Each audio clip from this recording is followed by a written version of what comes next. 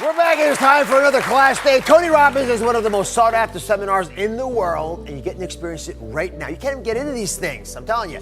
So we picked students to be here today for this class because they've always wanted to come to one of your events. But it's hard. You gotta have time to go. You gotta be able to go a distance because they're not always your local time, right? And you gotta get tickets, which is hard to do. And it's 50 hours. It's 50 hours. 5 minutes. So It's full immersion. he's known for making lasting change. And I'm gonna ask you if you can combine 50 hours worth of wisdom into 5 or so minutes. So take it away. All right. So I've heard a little bit, but just tell me for real fast, what if there's one concern you have, what is it for you? Anxiety. Anxiety, and what tends to trigger that? I feel like I'm at the point in my life where I need to figure out what I'm doing with my life, like right now. Okay.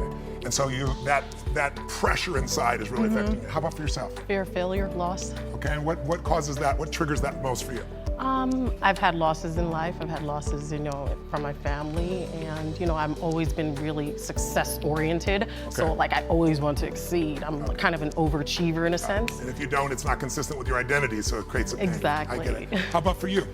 I'm a business owner, and just getting people on board with my idea, I don't have that niche market. Okay. And so doing my business plan has been so difficult because I'm creating something that's new. Okay. And it's failure almost too, in a sense where how do I succeed and get people on board and invest and, make this world a better place through my idea. And real quick. I get overwhelmed, and right now I'm overwhelmed because I just found out my mom has stage 3 ovarian cancer. And yesterday I was in Toronto with her and literally drove home so I could be here with you. Wow. So I could get your perspective on it because I'm trying to stay super positive, but I also have to manage my life. Yes. And I live here, so sorting that out. Let me, in a couple of minutes, let me just introduce all of you to just a simple understanding of concept. All of you have targets, things that you're after. If you're gonna get a new result, if you're gonna grow your business, if you're gonna be able to support your mom, if you're gonna get rid of the anxiety, if you're gonna be able to overachieve and not have all that fear inside of you, you obviously need to get a new result. You're gonna have to get new action. We all know that. You don't get new results with old actions, doing the same thing. Exactly. What human beings can do, this is a human being, believe it or not, I majored in art. What human beings can do is amazing. What they will do is usually disappointing. It's not because we're not capable of it, it's because we don't have new actions because we get in certain emotional states that dominate us, like anxiety, like fear of failure, right? Like the fear of the loss of your mother as an example. So if you're in a state of fear, you're gonna behave very differently and get very different results, that's what that means right there, than if you were in a place of being courageous or bold or warm or connected or playful, any of those. So the most important key to changing your life in any situation is to change results, you gotta change behavior, but to change behavior, you gotta change the emotional state you're in. Now, how do you do that when you don't feel like it, right? Or it feels overwhelming? There are 2 ways, and I've done this with the greatest athletes in the world, I've done this with 4 different presidents of the United States, I've done it with billionaire clients. All you have to do to change your state is not try to think your way there, like I'm happy, and do a bunch of affirmations. Your brain's gonna go BS, you are not happy, right?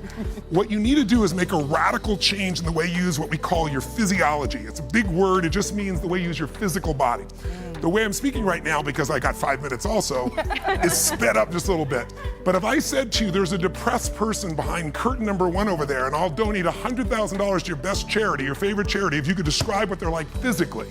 Tell me what's their posture like if they're depressed. You tell me. Slumped over. Slump. Where's their head? Where's their head?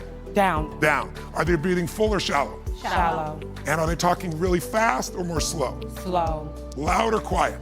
Probably quiet. You're all saying the same thing. How's that possible? Because you've all practiced this crap before, haven't you? No. But here's what you can find. If you take that same person and you change the tempo at which they move, you bring their shoulders back and change their breathing pattern, if they make a faster gesture, if they speak more rapidly, it fires off a different biochemistry in you. And in that state, you will take radically different actions. In fact, I've taught this for 40 years, and about 3 years ago, Harvard finally did a study where they proved what I did worked, and they called it these power positions. And what they showed was if you stand, everyone can try this, stand up just for a moment if you want, everybody at home can try it as well. So do something really silly. Put both your hands on your hips like Wonder Woman or Superman or that stuff, right?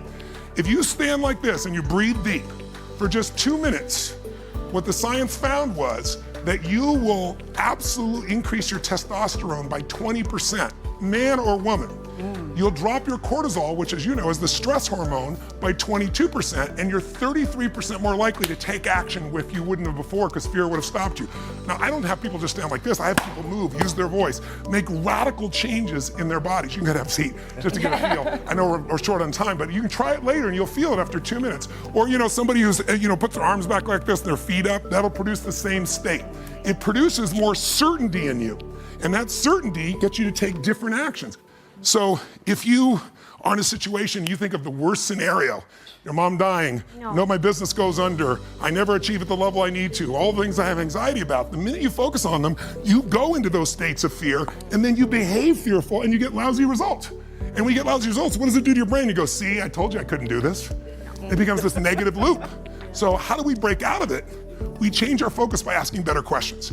Everybody in this room can try this. Just right now, answer this question in your mind. What is it in your life that you're proud of? If there's something you could feel really proud of right now by focusing on it, your children, yourself, something you accomplished, you did, how many can think of something you could feel proud of? And I don't mean fake pride, ego pride, like where you're making things up. I mean, well, you really did something you're proud of. Good. Right now, close your eyes and focus on how it feels when you're really proud. Focus on that moment you're proud of. How do you breathe when you feel really proud? And if you're a little kid, what happens to your face when you're really proud? You don't hide it, right? There's that big smile on your face. Raise your hand if you can feel these feelings right now. Everyone here, just say aye if you got it. Aye. Awesome. Try one more real fast. Think of something that you could be really grateful for or excited. Pick either one. Something you could be grateful for, a person, a moment, or something if you wanted to that you could be excited about. Let's use excited for a moment. How many could think of something in your life that if you focused on it, you could feel excited? All right, close your eyes. And just for a moment, all we're doing is changing your focus. Focus on what could excite you. Feel like it's really happening. Your mom's healing, you break through in the business, you're achieving the level you want. Anxiety is rid from my life. I'm on charge, I'm on top of it. How do you breathe when you feel really excited? And then try this, when you're a little kid, you probably made noises, the hell of it, until people told you not to. Make a noise of excitement, a sound of excitement. Go ahead in your bodies, all of you. Do it again, do it again. One more.